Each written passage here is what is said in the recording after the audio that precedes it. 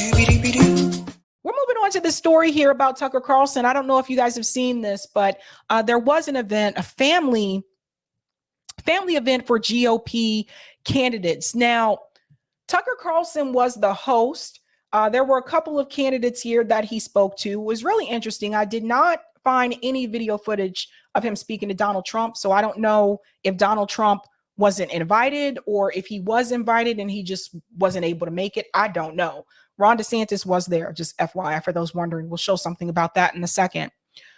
But I actually called this the exposure of most of these candidates. Now, first up is Tim Scott. And I want to talk about this because I think Tucker Carlson did ask them questions that you would not see most of these commentators ask on mainstream media. I think if he was still a part of Fox News, I don't think they would have let him ask some of these questions that he did. But I think what he exposed is that at the end of the day, none of these candidates actually care about the people in this country or working class people. And they were exposed. I want to start off with Tim Scott. This particular discussion is in reference to the war in Ukraine and Joe Biden announcing that he's sending the 3,000 troops overseas. Now, Tim Scott starts off okay, but then he falls for the okie doke. Listen to this. Amen. So, a nation that great has to beware of threats to its very existence. Absolutely. Yesterday, Biden mobilized reserves. What do you think of that? And are you concerned that we're moving, as we seem to be, toward war with Russia? Yeah, so I would say that without any question, we should never allow American soldiers to be engulfed into the challenge between Ukraine and Russia. Our boots on the ground should not be there. The ability...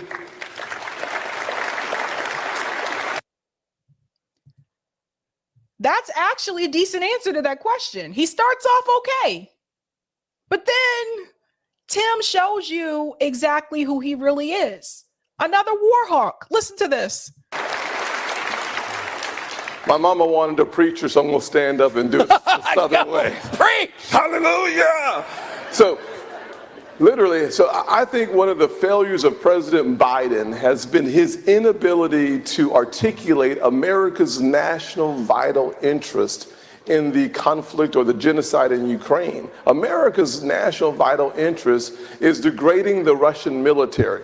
When we degrade the Russian military, we make sure that our home front is safer and that our NATO ally partners that would cause us to send soldiers over is safe. When we have the land contiguous with Ukraine safe, we keep our American soldiers at home, and our primary objective should only be to engage when America's vital national interests are being engaged in. Unfortunately, President Biden has no ability to understand and appreciate what that looks like. Wait, may I ask? So Tim Scott goes on to say that the U.S. should be focused on basically degrading Russia's military. The look on Tucker's face is really funny because, like I said, you actually started off pretty well saying, no, our troops should not be there. Actually, what we should be focused on is degrading Russia's military. What? You're still a Warhawk. It goes on. You're saying that it's in our national interest, vital national interest, to degrade the Russian military, in other words, to fight Russia with other people's soldiers. I would say it this way. If you think about the world order that we established after World War II, if you think about a rules-based system, where does the rules-based system come from? It comes from this nation, our Judeo-Christian foundation, that says that there are rules of the road, that there is something called absolute truth. Pause. So he's talking about the rules-based system. So think back to that Wolfowitz doctrine that I was just telling you about, right? He's not going to say these exact words, but this is what he's getting at. What he's getting at is, again, that the U.S., only the U.S. can be number one, and anyone else, they need to be taken out. Even before there's a possibility of something like that happening, the U.S. needs to go in and take care of them and dismantle Russia's military. Because again, going back to that doctrine, we can only be the ones. This is why I say he's a Warhawk. This is exactly what he's saying. Listen to this. And we established that. As a part of that absolute truth, what we're trying to do is make sure that our home front remains safe. Keeping our home front safe means that evaluating the actual threats to our country. The most immediate military threat that could happen is Russia. Why is a good question. You look at their sixth-generation jets, you look at their... Listen to this, the threats to our country. This is how they'll frame it. This is how they frame it. This country could be a particular threat to us, so we got to go in and do what we need to do.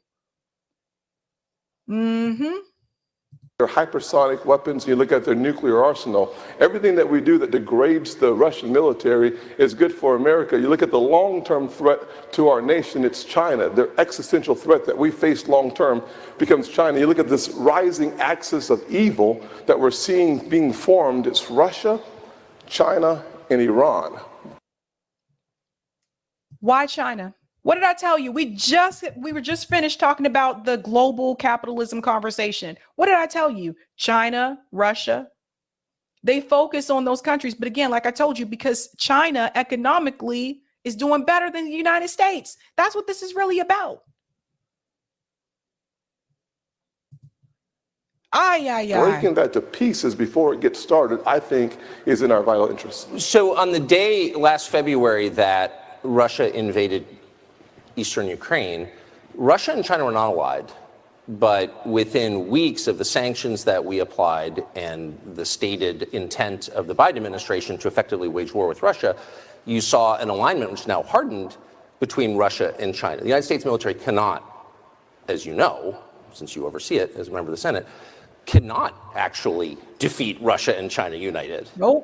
And so it would seem that the Biden policies have created a larger threat, no? Well, I would say it by looking back to 2014. There are two times that we've seen incursions in Ukraine that create peril for America. The first time was under President Obama when he drew that red line in Syria and nothing happened, which gave permission to Putin to come in and take Crimea. The second time we saw was when President Biden sat back and watched as Scholz in Germany led the Western alliance to provide resources to Ukraine, which was a mistake colossal on our part. So what you saw was President Biden saying to Putin, I'm going to give you a list of areas that we don't want you to have cyber attacks. Weakness. Second that we saw. So let me just come in and say this. Tim started off okay, but then Tim revealed himself as well. Like he's a Warhawk. Basically, like Tim feels the same way. Look, Tim is against Joe Biden because Joe Biden's a Democrat and Tim Scott is a Republican. But don't get it twisted. When it comes to the MIC, when it comes to war, Tim is on board with Joe. So he told you he don't agree with him sending the troops over there, but he still agrees with trying to dismantle their military and try to knock China and Russia out of the park. He still agrees with that. And he's not alone. It's not just him. Enter Nikki Haley. She's a piece of work. She was my governor, my former governor, when I lived in South Carolina. I told you back then she was a Warhawk. I don't know why this woman is running for Congress, or not Congress, excuse me, running for president, but she's no better. Listen, it gets worse. United Nations. There were two things our enemies never wanted us to have. They never wanted us to be energy independent, and they never wanted us to have a strong military. We have to always have both of those things. Well, speaking of energy in the military, who blew up the Nord Stream pipeline? I mean, I don't know. I'm not claiming you did it. No. I'm just kidding. No, I don't know. I mean, that's what I'm saying. Do you know who did it? Seems pretty obvious. It was backed by the Biden administration, I would say. I mean, I think all the evidence suggests that, but I wasn't there. But I mean, that seems like a huge. Notice she don't want to talk about that. All she said was, I don't know. Doesn't say anything else about. Notice that? Yeah, but this is largest industrial sabotage in history, sent more carbon in the atmosphere than any act ever. And like, there's weirdly no curiosity about who did it. And I think that's strange. What do you think? There's a lot of things that are strange with the Biden administration. This is the first one. I guess. Again, trying to avoid answering that question. Why would Nikki want to answer that, especially if this is a jab at Joe Biden, who she would be running against? Because again, at the end of the day, when it comes to war, she's on board with it too. Doesn't matter if she's a Republican and he's a Democrat. She agrees with that. She's another one who's a war hawk. What I'm really saying is, if you were running against the Biden administration, to do something like that and shaft our closest allies in the world, which would be Western Europe, and deprive them of the energy they need to run their manufacturing sector and destroy their economy, which it is in the process of doing, like, that's a major sin to have done something like that. You just betrayed our allies, and no one on the right is accusing the Bidens of what they clearly did. So I don't know why. Well, no one is accusing the Bidens aren't being accountable on anything. I mean, you look at the cocaine that was just found in there. I mean, that's a whole nother issue. Whose was that? I don't want to talk about the Nord Stream pipeline, so let's switch to the drugs in the White House, and not saying that that shouldn't be an issue. But again, she's avoiding answering Tucker's questions because, like Joe Biden, she's a war criminal too. She's a war hawk too. So let me tell you this. No. Oh, go ahead. No one's watching. Just what do you think? No, this is really important because I have been into that area of the White House. This is not, it's party time. As much as they want to say, and don't forget the pot that they just said was found there last year, right? So everything that they're saying is that hundreds of people went through this area. No, I've been to that area. It is the most secure area anywhere because this is where I, on the National Security Council, with other members of national security, met with the president. You discussed the most secure things. I know the area where the locker is. People don't just go in and out of there. It is either the president, the vice president, cabinet, cabinet members, or deputy directors. Nobody else is going in there. There is some staff, but it's immediate to, I couldn't take any staff but my deputy. The president would take his chief of staff, very limited. So for them to say they don't know who this was, don't tell me there's no cameras in there. There are absolutely cameras in there. So I will tell you, I strongly believe this is a cover-up for either Hunter or someone very close to the president, and they don't want to say who it is. But the problem I have is now your answer is, oh, this isn't a big deal because, by the way, there was marijuana twice last year. Why didn't you do anything about that? Like, who has time to go into the national security skiff, open the locker, and put drugs inside? So here's the problem. Number one, she totally got off the topic about the Nord Stream pipeline and the Ukraine war. She was very quiet about that, didn't have much to say because, again, she is a war hawk. Number two, she's spending a lot of time talking about this drug issue. And then when she brings up the pot thing, majority of voters think it should be legal, but including some Republicans. Let me just keep it real. Like, when you're talking about the marijuana thing, even your own political party actually is not too against that being legalized. So it's just, again, I don't know why this woman is running for president. I said this was a joke when she announced she was running. Like, that's a bigger problem because if you've got somebody doing cocaine deciding on national security, that's what I'm worried about. Well, and it shows, I would say. I totally agree.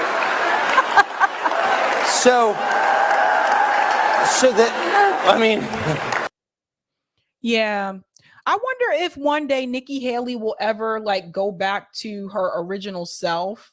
Her name's not Nikki, by the way. Nikki is Sikh. And you got to look up the background about Nikki Haley, because Nikki Haley, basically, when her parents immigrated to the U.S. and they settled in South Carolina, Nikki Haley actually tried to make herself appear to be less Sikh as possible. That's why she goes by Nikki. That's not her name. But moving on, I have some stories I could tell you, okay? That's not her name. Then we go on to Ron DeSantis. Now, he's asking Ron DeSantis here, particularly about people like Julian Assange. Now, this is an important question. And Ron DeSantis, in my opinion, I feel like he kind of dodged the question. Let's go in again, exposing them all. Regime in place during the last presidential election, and by the way, I think it remains in place in the federal agencies, telling information providers, the social media companies, what they can and cannot run. No one's been held accountable. Meanwhile, Julian Assange is still in prison thanks to our efforts. Would you pardon him, and would you hold those people who are violating the First Amendment accountable? So these people that violated the First Amendment, yeah, they need to be held accountable for that. People died as a result of that because they were censoring truthful information about COVID that if people would have adopted those. We're going to skip past this part. Just that little part. Actually, hold on. Okay, we can start there. That they censored dissent on COVID meant that some people took some of these booster shots when they didn't need to, and they ended up having an adverse reaction. So it had major, major impact. So I think not just with the censorship, I think everything involving COVID, I think there needs to be major, major accountability because if. So the question, I'm sorry, was about Julian Assange. Okay, see that? All right, let me move on a little bit more because I don't want him to talk too much about that. Okay, we get into the pardon part. Listen to this. Pardon. My goal is to end the weaponization of government. And that involves firing people. It involves taking parts of the DOJ and putting them in other states. Iowa, if you guys want a part of the DOJ, I'll send it out here, send it to Alabama, wherever. And we're going to do that. We're going to take power out of Washington. But part of what you need to do, if you have a two-tiered system of justice, you need to make sure if there's some people that got away that shouldn't have, they need to face the music. And if there are other people that are getting targeted through abuse of government, then there needs to be use of the pardon power. So the day after the election, we're going to open up an ability for people to submit applications, ask for the pardon based on whether they were treated dissimilarly or whether the government mobilized against them. And so we're going to do it the front end of the administration. I'm not going to wait till my last day in office. Do it the front end. And if people are doing that, and that's part of ensuring a single standard of justice, we will be willing to use the pardon power. It's going to be done on a case-by-case basis because I'm a governor, and I've actually had to look at these things, and you owe it to everybody to do that. But we will be issuing pardons, and that'll be determined based on the facts and circumstances at the time. What about Julian Assange? No one asked to hear all of that. Like, nobody cared. The question was about Julian Assange. You know why? Because he's not going to call for the freeing of Julian Assange. You got to remember his history too. Let's go back into his background. He was a JAG lawyer. He was a JAG lawyer that watched people be tortured. Now, Abby Martin has a whole video that goes into a lot of details about this, some Empire Files.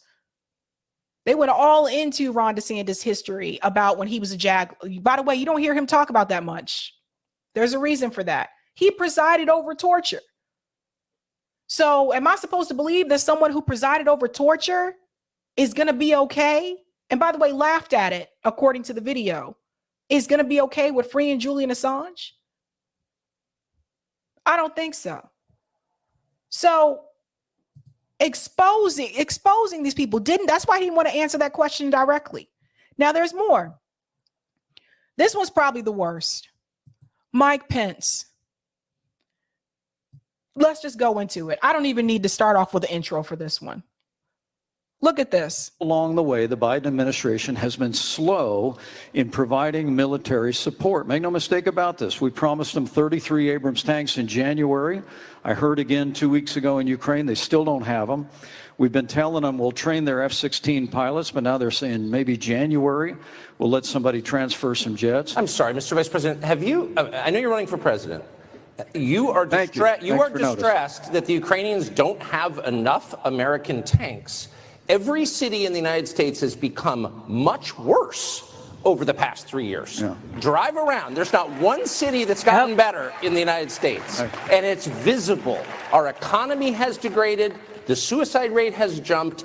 public filth and disorder and crime have exponentially increased, and yet your concern is that the Ukrainians, a country most people can't find on a map, That's really true, by the way. Most people can't find it on a map. He hits the nail on the head here about some of the issues that are happening in the U.S. But what I noticed is that he doesn't get to the root cause of the problem, though. He doesn't explain why these things are happening. But wait for Mike Pence's response. Received tens of billions of U.S. tax dollars, don't have enough tanks. Right. I think it's a fair question to ask, like, where's the concern for the United States in that? Well, it's not my concern.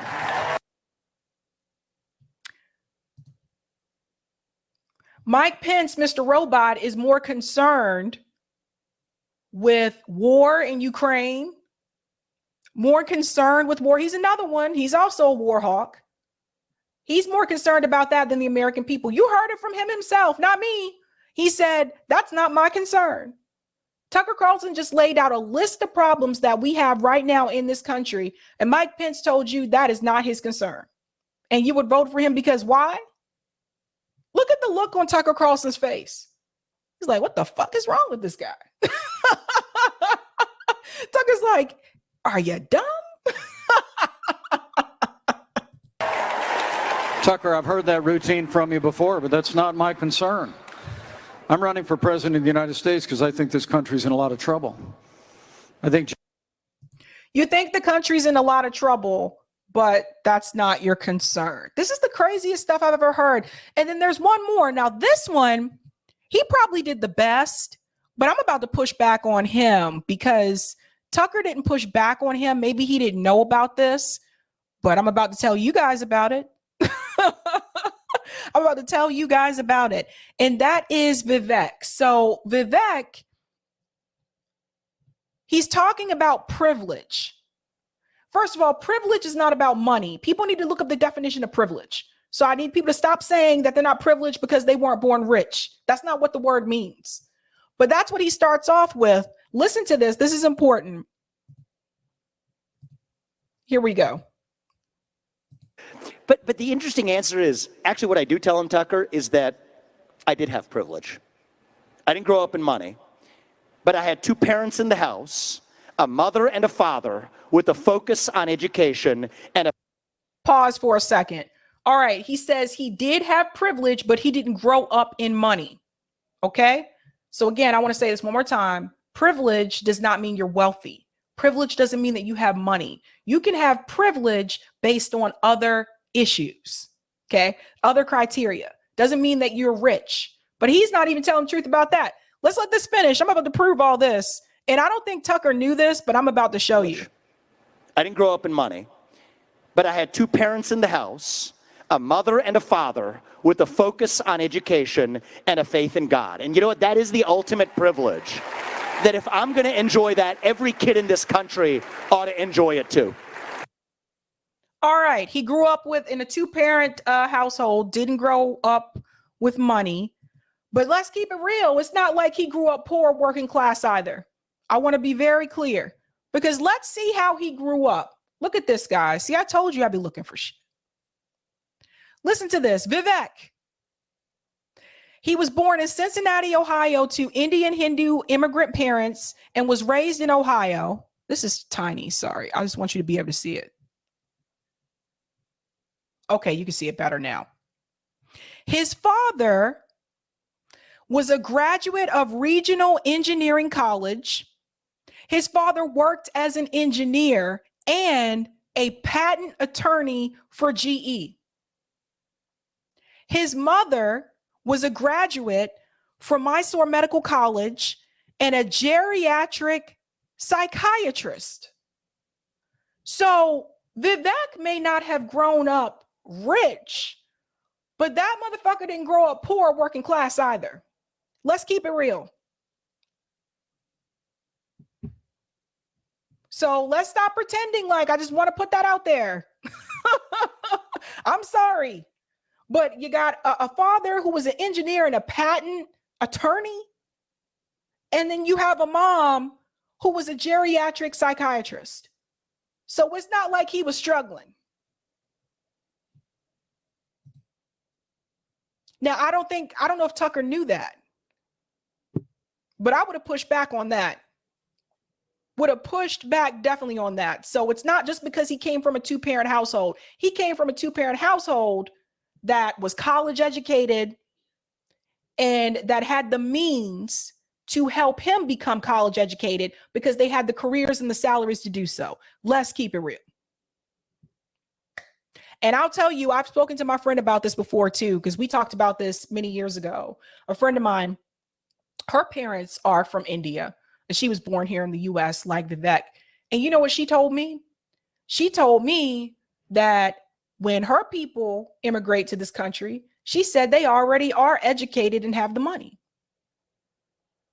She said it's different when you look at people coming from like Haiti, fleeing a situation there. When you look at people coming from Mexico, fleeing the cartels and the economic situation in Mexico, she said most of us come over, we already have the degrees or we're coming over here to get the degrees. But typically, we already where we need to be for the most part. That's something to think about. So that was Vivek. But what I think Tucker should have mentioned when he brought up the problems that are happening in this country, I think he should have mentioned the why. And the why is because of poverty. Crime has increased because of poverty. About 80% of crime you connect to poverty, believe it or not. The homelessness rate has increased because of poverty. All these things are connected. Why do you think you see all these tent communities now? It's not like it never happened before, but it's worse now. And that's what I said earlier. Everybody keeps saying San Francisco, and people keep saying San Francisco and Los Angeles. Those are two cities they usually bring up. They say they have the tent communities. We have tent communities here in Boston. There's tent communities in Austin, Texas, Nashville, Tennessee. It's everywhere now. Poverty has increased since the pandemic. It was already increasing before that. Pandemic made it worse. So I think it's important to address the underlying issue. Just something to think about.